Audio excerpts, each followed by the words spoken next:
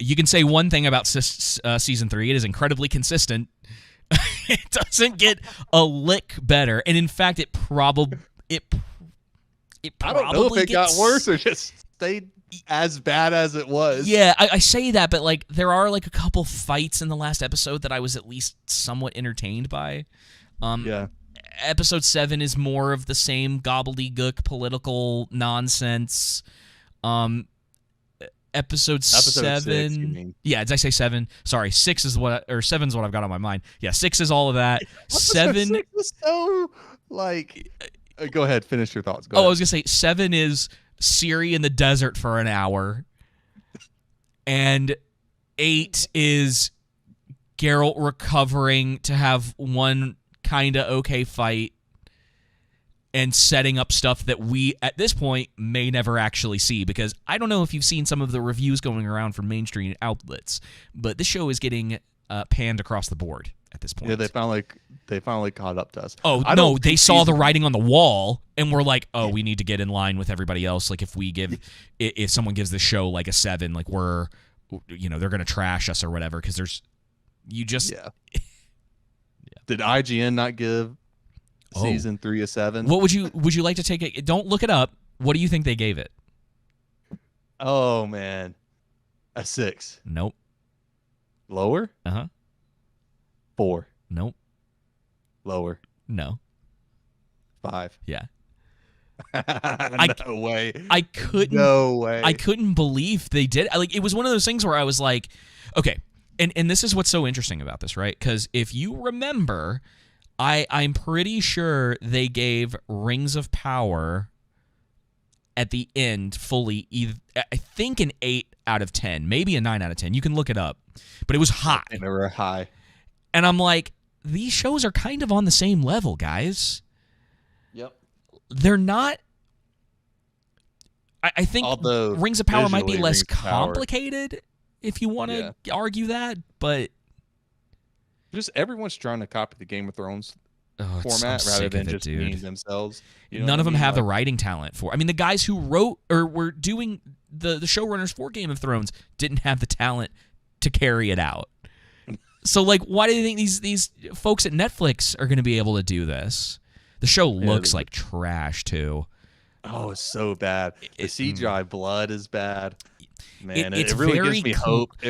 Them writing this and how the Rings of Power has gone and everything, and how Barbie went, really gives me hope for Chronicles of Narnia. Oh yeah, like, I'm looking forward to it, dude.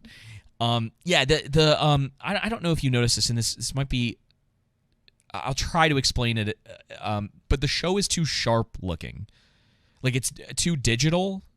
The way that they're filming the show, everything is really sharp, and it shows how cheap certain effects look, and armor and weapons. It's a problem for that, even though they're probably using a pretty nice camera. But with a show like this, it's supposed to be kind of dirt. Like, if you go back to the first episode of season 1, where Geralt's like fighting all those people in the street, the show looks pretty dirty and gross, and kind of fits in line with the aesthetic of The Witcher. But the newer stuff doesn't.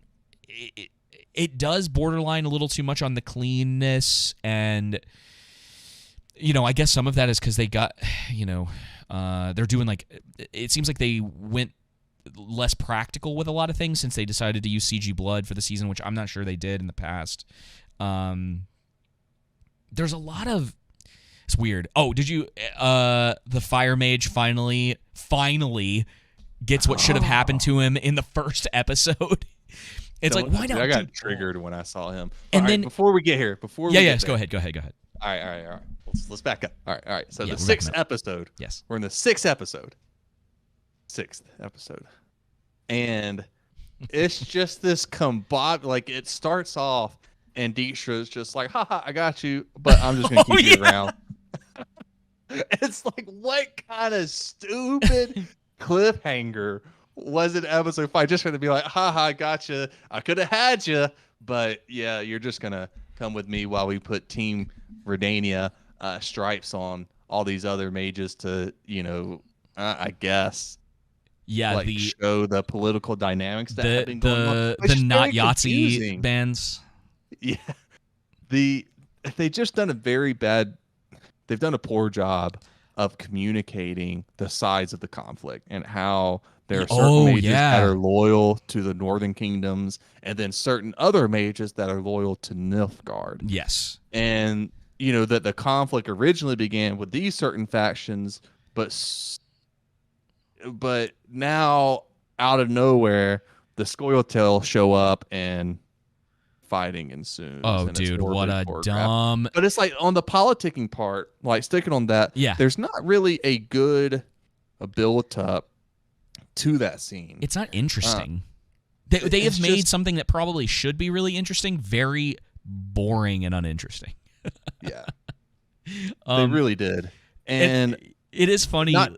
Go ahead. It is funny the way that you kind of talked about it, because the episode starts with a cliffhanger where Dijkstra has like the tiny knife up to Geralt, and it's like, it's not convincing for a moment that was the best plan for him with Geralt.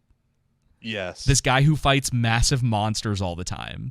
And I was like, not only that, but with Dijkstra being an intelligent character who's a spy master, basically, would probably know all of Geralt's strengths and weaknesses, let's say. Not all of them, Geralt but has magic. Yeah, he can use magic. He conveniently doesn't use it. I guess he has, like, the idea was he's supposed to have some sort of, like, he's like trying to play the game a little bit or whatever to stay out of the situation. And but beyond that. But it's like, it seems like that doesn't seem like a wise decision that Dijkstra would do without being stirred in a very emotional way. You know what I mean? Just spazzes out, for lack of a better word. Yeah. But don't get me started on the magic, dude. Like all the it's so funny. Magical abilities of the mages it's the goofiest thing, dude. Shield and air. That's it. Okay, so let me explain. Supposed to have this complex, like these mages are supposed to be able to have a ton of tricks in their bag. Yeah. Except they only use They're shield. Supposed to be dangerous, like very dangerous. Powerful. And all this stuff, but all it takes is 50 elves with some Demetrium arrows. Let me back up just a smidge. So for those of you who are listening, Dijkstra does this thing, and Geralt and him walk into the room, and a bunch of the mages have decided to start a coup against other mages, and some of them are shackled and some of them aren't. And there's this super goofy line where they're like, we have these bands on to let us know who's on our side. And I'm like, bro, people lie. Like, what are you talking about? Like, it's not as simple as like, we'll put the bands on so we know the difference between the people on our side and the people who aren't on our side. Anyway, so they're doing this, right? And so I'm thinking, well, I guess this episode is kind of going to be about how Geralt is going to maneuver his way out of this whole situation in order to get back with Yennefer and Ciri so that they can get out of here. Because Geralt's always kind of been this way. He's very like neutral in a lot of conflicts. Yep. If it's not something that immediately affects something that he cares about, which I've always liked. He's always been a really interesting character to me. But that's happening. And then, and forgive me because I cannot for the life of me remember everyone's name at this point. But the head mage, her boyfriend betrays everyone for... It's Tessera and then Vilgefortz, that's right. So Vilgefortz betrays Tessera for the Scoia'tael because he's not loved or something, or like whatever. I think it's because he has plans.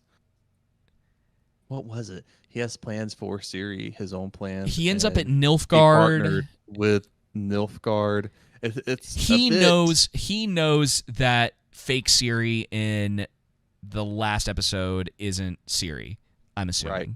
Because anyway, none of that'll end up mattering, especially because I don't think this is getting a 4th season. But so this thing is happening where you have a betrayal, and then inside of that betrayal you have another betrayal. And during the battle, the original people that betrayed the other people are like, forgive us, let us help you. And Tessera's like, yeah. Well, she doesn't really go, yeah. She's like sad or whatever. And so they go in to help anyway. And then they kind of win. And Tessera's heart. Wait, I guess I'm jumping ahead. Sorry. But then they get to the battle, right? I'm missing the battle. I'm missing the battle. Sorry. Yeah. So no, they wait, come. Hang on. Wait. So you forgot. So you're talking about all the mages being brought up, but right before Vilgefortz betrays Tessera then breaks, all their chains, all the magic, basically, because she's a super powerful mage. Yeah, she is the best. Then Vilgefortz betrays her, and she has the power and the ability to stop him before he opens the portal or whatever, and she doesn't the do gate. And she just doesn't do it because she's been so betrayed, and she's fallen so much in love with him, and she's so heartbroken that she can't protect the other people she also cares about when she needs to. Yeah, when the time comes, she can't do it, and it's so funny. But from season 1, we've gotten that she's this, hard character that will make the tough decisions when necessary. And I understand if somebody wanted to come at it from the standpoint of, well, it's her she's softer now, maybe softer now. Like that's her character arc, like I'm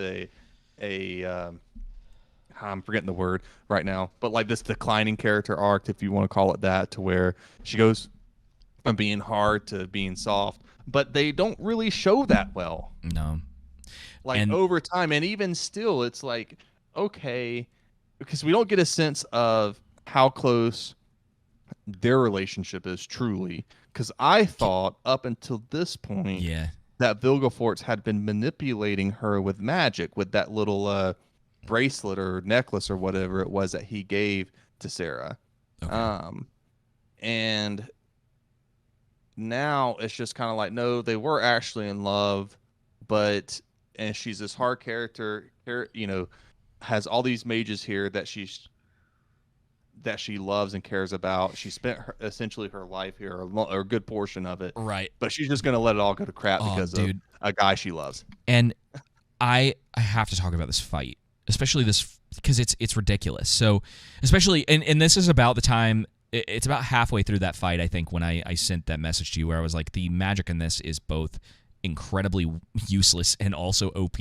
So the Scoia'tael come through the door, and this fight is about to start, and I think it's Tessera lifts up like this magical barrier to stop the arrows, and like you were saying, they have like a point on them, and they make it very clear, like, oh, this is gonna go through that, and a couple mages get like taken out by the arrows, and Tessera's response to this is not to start like raining down death and destruction on the elves. She goes, what does she say? It's like deflect and something, like, I can't remember the exact phrase now that she said, but it was basically like, be on your defensive or whatever. And I'm sitting there like, okay, that's weird. And then at some point she gets really angry and shoots like a Kamehameha blast out at the queen elf. I think that's who that is, because there are so many characters in this that it's hard to keep up with everyone. And her husband or boyfriend or side chick or whatever, king elf, the one that has no agency outside of her. He jumps in front of this thing and explodes into just a giant balloon of blood and guts all over her. And I'm sitting there going, can they all do that? Yeah.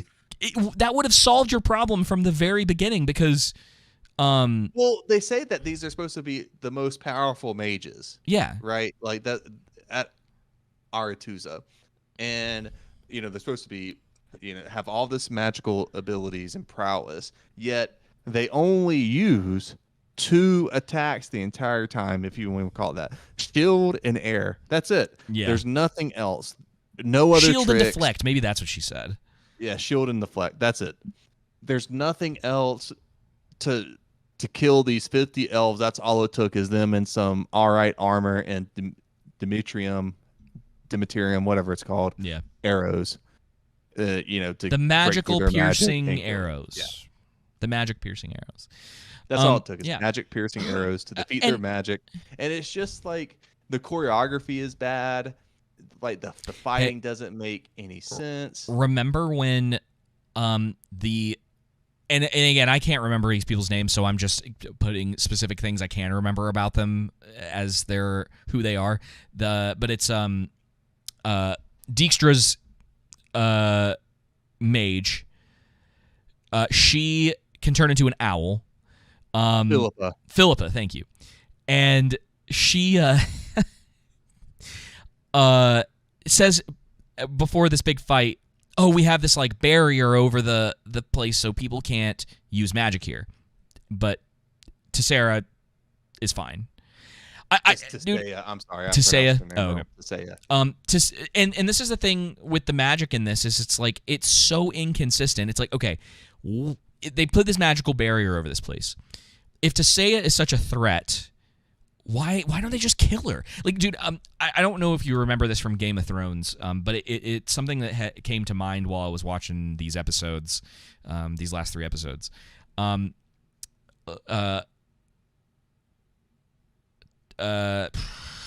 His name's slipping my mind. Oh, the guy that plays Lannister. Boromir. No. No, Jaime. No, Tyrell. Tyrion. Tyrion. Not Tyrion. Oh my gosh, it's been a little while. Is it Tyrell Lannister? You talking about the older? Yeah. Oh yeah, I don't remember his name. I put in that and it gave me Lancaster. I'm searching it up right now on IMDb. All right, let's see here. Game of Thrones. He has this line, where he's talking about essentially what happens when you take over in a coup d'état type way. Right. Let me see if I can find him on here. Man, it's been so long. I'm like completely out of Game of Thrones. Tywin, thank you. Good night. Did someone in the troll room know? Tywin. Yeah, thank Matthew you. did. Thank you, guys.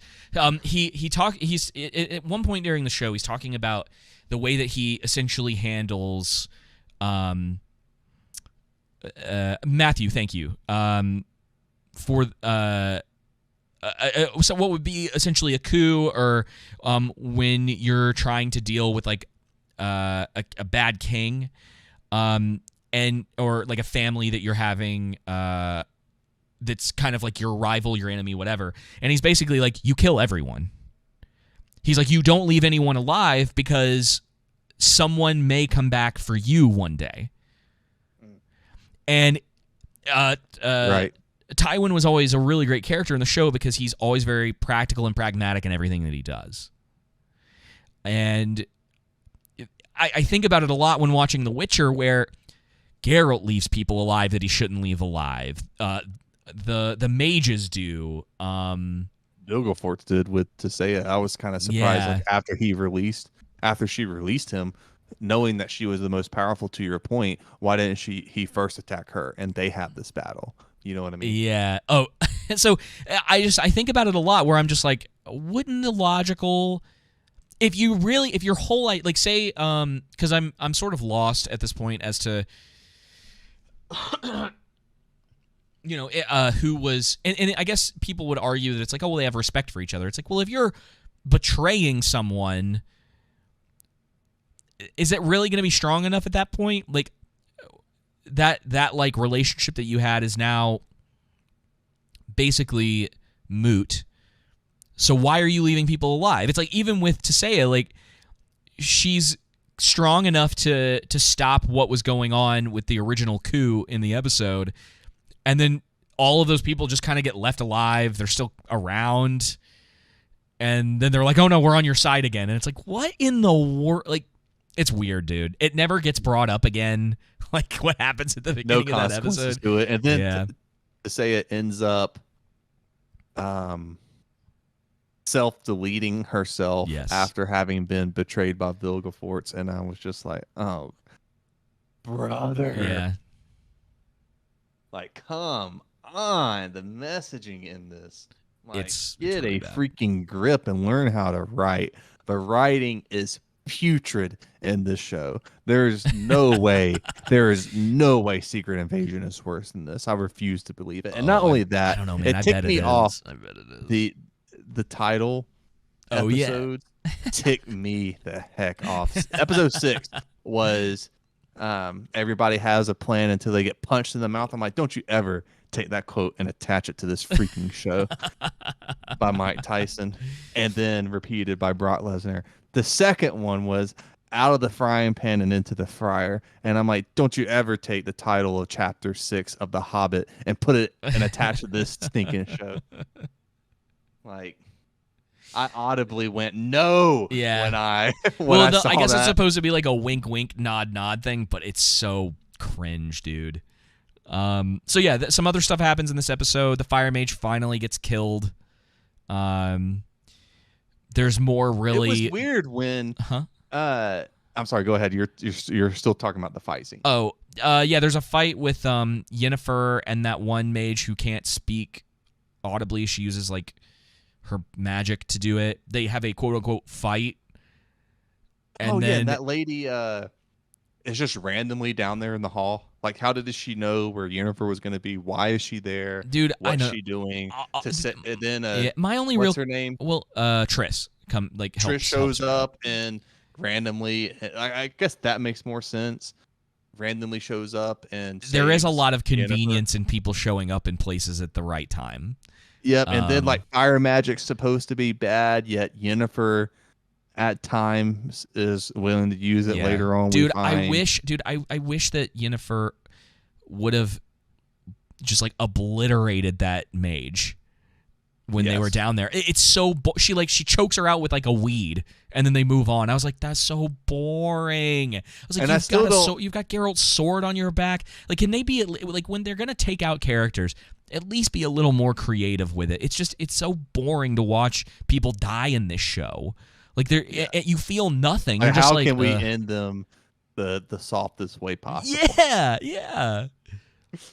And it's just, I don't know, like that mage being down there when Yennefer was looking to free Strogobor was just odd. Yeah. But I did enjoy like when they showed him and he actually got released, and he's like, I'm about to send you all down under. Yeah.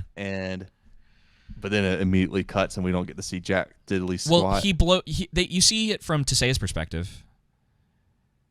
There's like a big fireball afterwards. It is a little bit later, yeah. So it was a bit weird, like it's not good. I think it was non-linear approach they take to this show is horrible. Yeah. Like it's been the problem since season 1, and that's what I mean. I know that's what they're doing with. Oh, now we're at Tissa's perspective. I'm like, oh, so is this supposed to be like right after he said that? Like boom. Yeah, and I don't. A few minutes. I don't. Yeah. It doesn't really matter at this point. This show is, I highly doubt it's going to get a season 4. It shouldn't. Yeah, I don't think he's dead either. It doesn't matter. I guess it doesn't matter. Going to be watching season 4? No, I guess nobody even cares whether people aren't going to remember. Even if they do come out with another season, I'm not going to remember half of who is supposed to be who in this, But even before Yennefer gets to the fight in the castle, she runs out to go meet Ciri because somehow they have this whatever connection that I don't think ever gets is earned and gets explained well.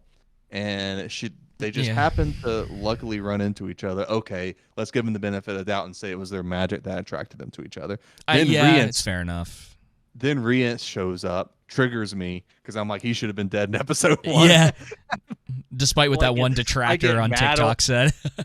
Yeah, I get mad at him right when he shows up, and then Yennefer's such a good mom. She's like, you know what, Ciri, you need to get him back. Okay, and this is what I mean about they don't establish levels right in the show. This is what you were talking about, I should say, and which I agree with. Right. All right. Ciri at this point is supposed to be at best a novice, if you want to say, right? With everything, with her magic, with her sword fighting skills. Yeah, she's only been doing this for stuff. a little while, not very long for sure. With Rience is a mature, powerful mage. That's been shown as well. And, good at fighting. But Ciri just ends up being able to cut off his fingers, and then, Yennefer throws the sword not right at Rience, but near Rience. Oh, and lo and behold, Geralt just happens to appear standing out of right behind nowhere. him. Yeah, I guess he opened those portals he hates and snuck up behind Rience.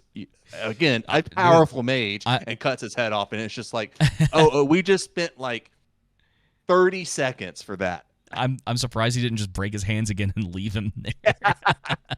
No, break his legs this time. Yeah. Now you can't walk. Yeah. Oh man.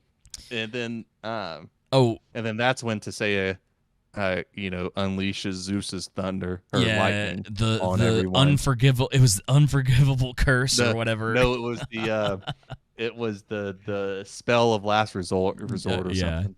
That I guess is supposed to kill her and doesn't. And then I thought that's what was going to happen. Like, she's going to expend everything and she's going to die. Nope. And then they're like, oh, look, she's got white hair now, and it's like, oh, okay, well, maybe that's the direction they're going to go with her for a little while. And no. And I think before Geralt, at some point in episode 6, Cahir meets Geralt and Ciri. Yeah, so it's after that because it is. To Yennefer is seeing everything going on, and so is Geralt and Ciri, and Yennefer's like, you're seeing this, conflict within her that she wants to go back and help Tissaia and those who she loves and cares about, but she also wants to stay. And then her and Ciri have this. I don't understand why they have this like 5-minute long conversation of it's okay to go. I understand, mommy, daughter. Oh yeah. I want to stay. Oh my freaking gosh! It could have been just a 10-second deal of being like, I want to stay, but I have to go. I have to go protect. Aretuza, right? Pretty understandable. Geralt says, no, don't go, blah, blah, blah. And then after that excruciating scene, we get the next excruciating scene of Geralt and Ciri randomly having a bizarre encounter with Cahir, who apologizes. Yeah. They fight for a second. He's like, you can kill me now. And then, dude, it's so funny because it's such like a, okay, this happened, then this happened, and it's like, oh, Scoia'tael, okay, we're done with the scene. Forget that I wanted you to end my life right here. I'll distract them. You go on, and you're like, what? What's happening? Yeah, he just abandons his quest out of nowhere for Emperor Emir for no reason that we give. It's like, or that they give. It's like, okay, well, if he's gonna abandon this quest that he's worked so hard on since season 1 for Emperor Emir. Why? Did no one stop to ask, hey, why is he doing this? We should probably tell the audience. Nope, nothing. It's just... I had this random thought. Do you remember earlier in this season that one random guy that I can't remember who he worked for, but there was a Ciri touched him and had this vision of him getting shot with an arrow in the throat. And then it happens, and then he's just not in the show anymore. Yes. I don't know why that just came to mind. But it's stuff like that, dude, where you're like, why is this in here? What was the point of that? And we never go back to it. I bet it's to set up something in season 4 that they don't set up well at all. And they probably won't have to worry about the payoff for it. It doesn't even matter now, yeah. No. And then we get Ciri heads back to Aretuza, whatever. And Geralt gets in a fight with Vilgefortz. And Geralt loses, which is fine, but they do a terrible job, in my opinion, of showing how bad Geralt's injuries are from Vilgefortz that he loses. Yeah, it's pretty pathetic, and that really does go back And I to felt what like we were that saying before. Fight could have been better too. Yeah. Oh, yeah. Me too. There were moments where I was like, "Oh, this is kind of cool," and then there are other moments where I was like, "Oh, that was goofy." Yep. And then so he gets injured pretty badly. Like they make it out to be like he's on the verge of death, but he kind of has some like cuts and scrapes and maybe a broken leg. That's the way it really came off, and that's why somehow he got like tossed into, I don't know. He was like he got into the ocean. Yeah, somehow he managed to get into the ocean, and I think they just moved him into the ocean, so it looked more dramatic when Triss finds him. Yeah, and I was confused. Is like, did the tide come in? Maybe, like, yeah, maybe. I don't know. It's a quick tide. At this point, I don't care. Yeah, I'm like, and it would have seemed like he would have floated down to the bottom, but whatever. Who am I to? Who am I to care at this point? But yeah, the dialogue is beyond cheesy in this show. Yeah, even between Geralt and Vilgefortz, it's weird and awkward, and there are like times where it kind of feels like Henry Cavill's phoning it in. Yes, like especially in a couple of the fights. Yeah. Yes. Go ahead. No, I'm pretty sure that's what it was in the fight with Vilgefortz. There were a couple moments where it didn't feel like, because if you watch the fight from the last episode where he's fighting all those Nilfgaard soldiers. Yeah. It's pretty well done. The choreography, like everything looks right, makes sense, feels very visceral. I mean, yeah, you still have the stupid CG blood, but putting that aside, I thought it was decent. And so you can really tell when Henry Cavill is trying and when he's not trying. Yeah. And season 1, that's the thing with season 1, no matter what you thought about season 1, I remember the fight scenes being choreographed really well. Like that, especially with Renfrey.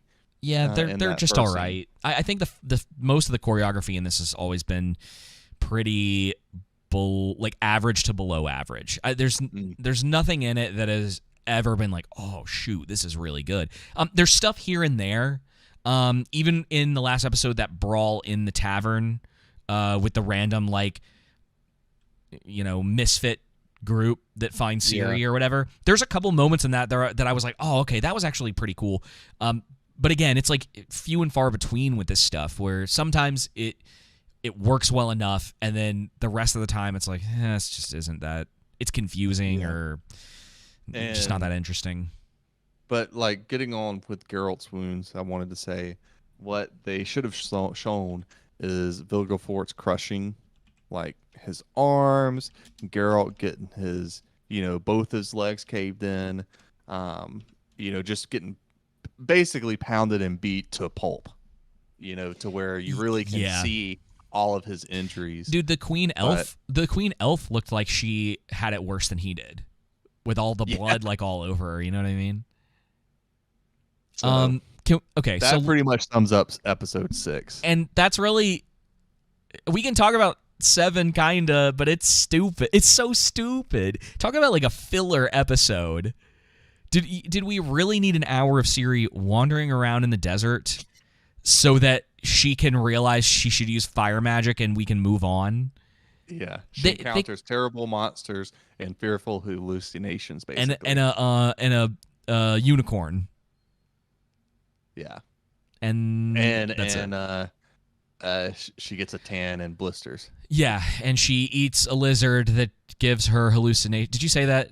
She gets hallucinations from the lizard, I think. Yeah, she gets poisoned too. And then she meets the elf statue from the first episode. Yeah, I think what they're attempting to display in episode 7 that they do a very poor job of is Ciri trying to come to an understanding of her own powers and abilities and grappling with that. Yeah. Along with her destiny and her fate, and grappling with what that means for her ultimately. And it's just a boring mess. A boring mess. You know how like when we've been reviewing this, season 2 included, we would get comments from people all the time where they would be like, "But Ciri's the main character." Yeah. Episode 7 is that energy. Yeah, no. They and with even how it ends when Siri finally kills that captor, she has her first kill. Like this going forward, this is going to if there is a season 4 actually made, this is going to be the Siri show. It's already been pretty much the Yennefer and Siri show with Geralt here and there. And now it's purely just going to be the Siri show. I've said before in somewhat of the defense of Yennefer and Ciri's actresses that like I don't hate them. I don't think there's really anything wrong with them. I think the direction and the writing is the biggest problem with the show.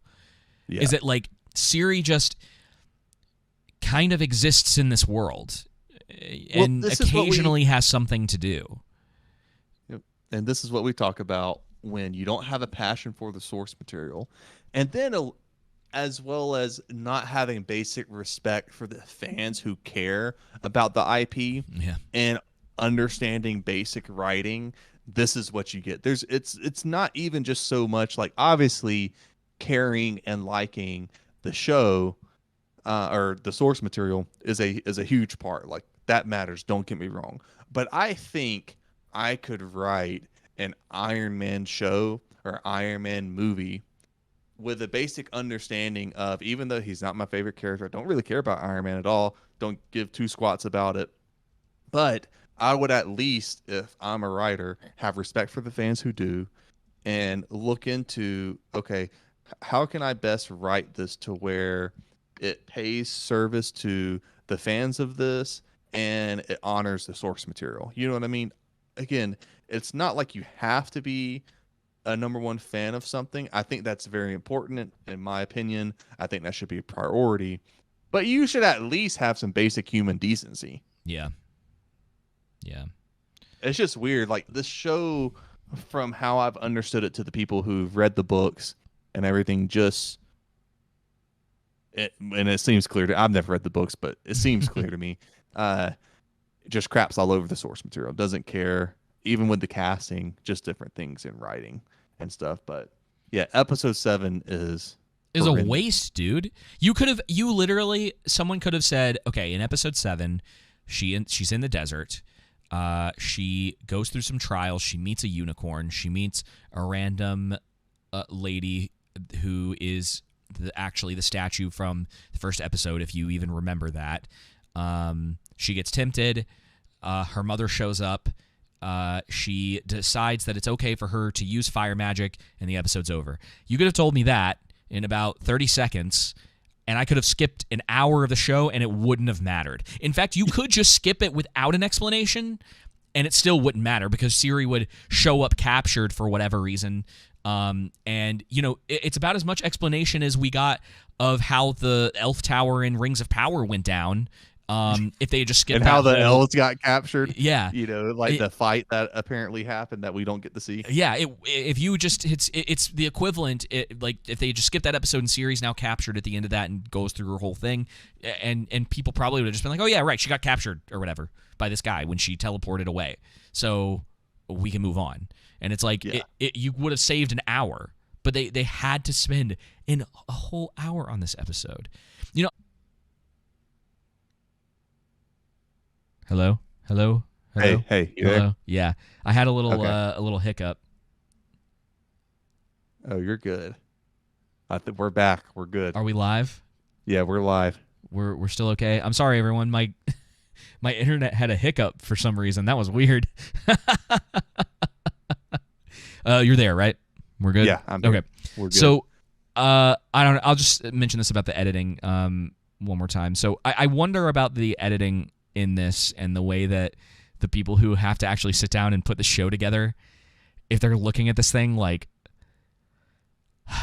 how do I make this make sense? Because a lot of the storytelling it does come from the back end. So you film everything. And I don't think traditionally in Hollywood they do like linear filming, so it's all kind of dependent on what they need to get done and either whether they need to be outside, inside, when the weather's going to be best, like all of that kind of deal. But you have an idea of how the script is laid out, and so as an editor, you are trying to put everything together in order that makes sense, that conveys like the plot well for people, and like knowing when you need to put certain things in, when to leave certain things out. So I have to imagine that some of the people who helped edit the show knew at some point, they're like, this is bad. Like, I would have struggled, man, to try to put something together. It would have been really frustrating, trying to figure out, like, and dude, I wonder about some of the stuff that got left on the cutting room floor, like that they didn't end up using. You know what? After seeing this, I was thinking, I really wish they released the Batgirl movie. I know. I want to see it. Release the Batgirl cut. Yeah, start a movement. Yeah, Jenna. Lauren Histrich doesn't want us to talk about her show anymore. Yeah, right. And it gets even better with Geralt, because then he's sent to the Dryads for healing. Oh yeah. And we spend forever and 9 days there, and they introduce a new character now. That's going to be with the troop, Geralt, and Jaskier, and then Elf Lady. I don't remember her name, if they even say it. I don't even know if they did. Then it doesn't even matter, like him going to there for healing, because then Yennefer shows up to provide all the healing. And she just makes it all pointless. Yep. And we could have literally skipped all that, and Yennefer could have came to him. Like, I feel like there would have been a way for Trish to let Yennefer know, hey, Geralt is dying. Doesn't Yennefer know Geralt? I feel like she makes a comment in episode 6 or 7, somewhere in there, that she understands that he is injured, right, and hurting really bad. So it would have made sense that she would have gone after him. But the excuse they gave in the show was like, well, she lost Ciri and she didn't have Ciri, so she didn't want to show up without Ciri. Yeah, I don't know, man. I wish I had an answer for you. And we didn't really mention that they sort of continue Jaskier's romance with oh my gosh. Oh, his name's slipping my mind. Radovid, thank you. They like try to do this whole thing where like Jaskier's upset because Radovid was using him, and I'm like, bro, you notoriously sleep with everyone. You're upset about, like, it doesn't make sense. Like, you guys knew each other for a couple days, and he, like, the way that they're making it out to be is it's like the worst thing that's ever happened to him. It's like, come on, man. It's just like, they're so inconsistent with his character. They really are, and it doesn't add up. It's supposed to be right after they, have their little love fest. Yes. And Radovid's supposed to be the one that captures Ciri, basically. That doesn't end up happening for whatever stupid reason. And then Jaskier is obviously on to him, and then blah, blah, blah. No one cares, and they all die, and we get a lot happier. No, but then you get the whole scene of them there's that scene with them back in Redania, and Dijkstra and Philippa have made it back, and the king wants to kill Philippa to make someone punish because he's mad and other people are mad that they didn't take control of the mages. Yeah. And then Philippa just has the king killed from her servant that she was weird with. Oh yeah, that weird, probably the weirdest scene in the entire series. That was like, like, what's happening here? It's like an exorcism, dude. Gouge my eyes out. But and that companion, what was her name? That was Milva, and at the end scene with the Nilf Guardians, she shoots like 3 arrows at one time, luckily, and kills all 3 of them. It's just like, come on. Remember that part where she's the one that turns into the bird, right? The owl? That's Philippa. Yeah. Remember when Philippa saves Dijkstra by murdering a guy as an owl, and that completely makes sense for some reason? Yeah. Just randomly. Like, bro, a grown man can't kill an owl? Like, what? I mean, I get it's magic, but like, what? Can't defend. can't defend against the almighty owl. Yeah, so stupid. Like, it would have been cool. Like, it could have been cool if she, like, in mid-flight turns into herself and, like, stabs him in the face or something. But, like, no, it's not. Nope, that's not what we get. Yeah, and then in the end, as you stated earlier, fake Siri gets brought to Mir. But I feel like that's something that Nilfgaard would find out pretty soon, you know? Yeah. Like, they're not I don't that know. foolish. The king of Nilfgaard has spent the entire series standing around. So, yeah, man, I don't know. Well, I got some more things to say. I am glad they finally showed Geralt making a potion, but why didn't Geralt drink a freaking potion before he went into the cave where he knew something terrible was probably waiting for him? Yeah. You know what I mean? That doesn't make sense. You know, he just tends not to use magic and use magic when it's convenient.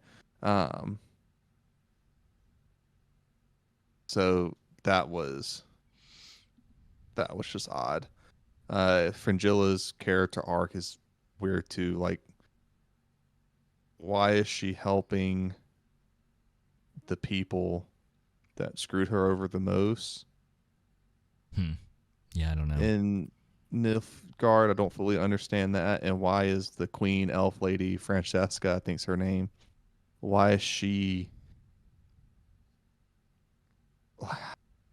I don't understand why Fringilla felt it was necessary to reveal to her that she was the useful tool in Emir's scheme. Like, I guess she's trying to convince her to go on with whatever plan they have hatched that we don't also get to this season as well. Yeah. They've hatched some plan during the ceremony to where Francesca's like, we're going to make Emir pay, or I'm going to make Emir pay, and you're going to pay too for killing my daughter. And then it's just nothing. It's just very, like, that last episode just kind of goes out like a wet fart.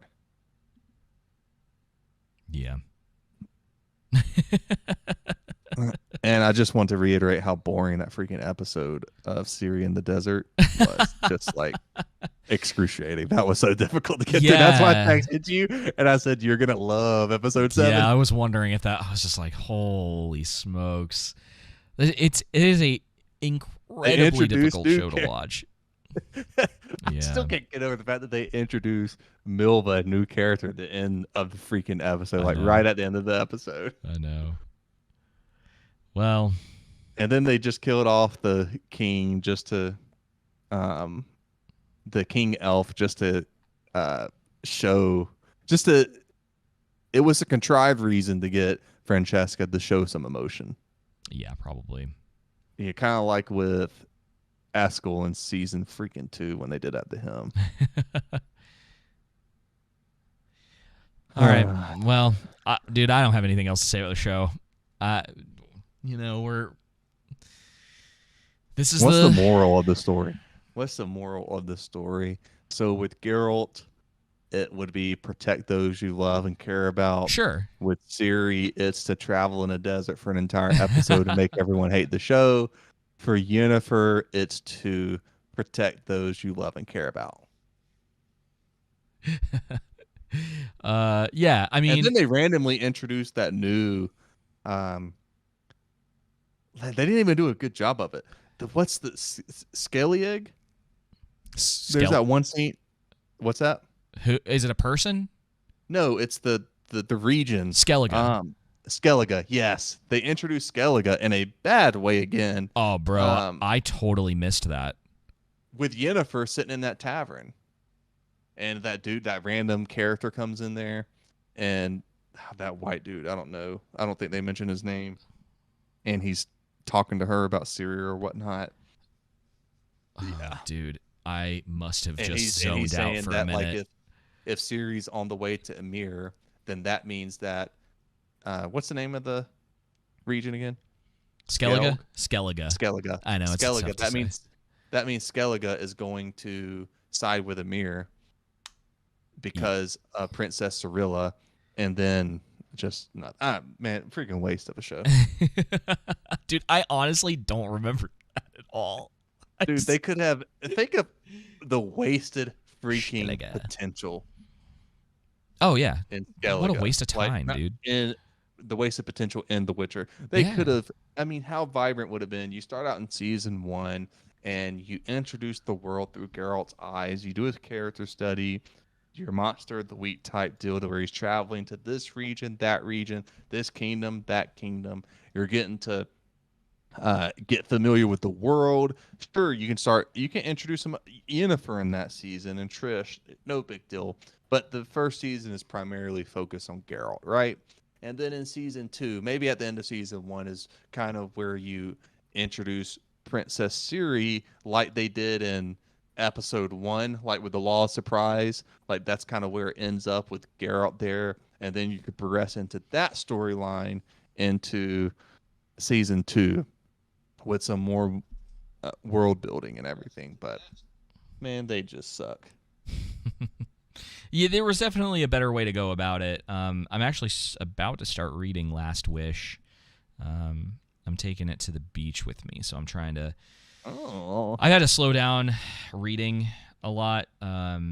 Just trying to make time to do everything, and leisurely reading is tough. It's what I kind of like about comics, because it's pretty in and out. You don't have to do a ton there. Are you how long are you gonna be at the beach for? About a week. So from this week to next. So our next episode won't be until August 7th. Is that correct? Yes, that's correct. Okay. Yeah, that Monday. But yeah, I the first book is like short stories, Right. which is kind of where the idea of the monster of the week thing came from, a mix of the video games. Because and this is the thing that unfortunately with a lot of book readers, they're not honest about this. The reason that The Witcher is so popular is because of the video games, not because of the books. Yes. And And the reason specifically why people read, Witcher 3. yes. And the reason why people enjoy the books and enjoy the video games is because of who, David? Geralt. Geralt, yes. I was going to say CD Projekt Red, but yeah, Geralt.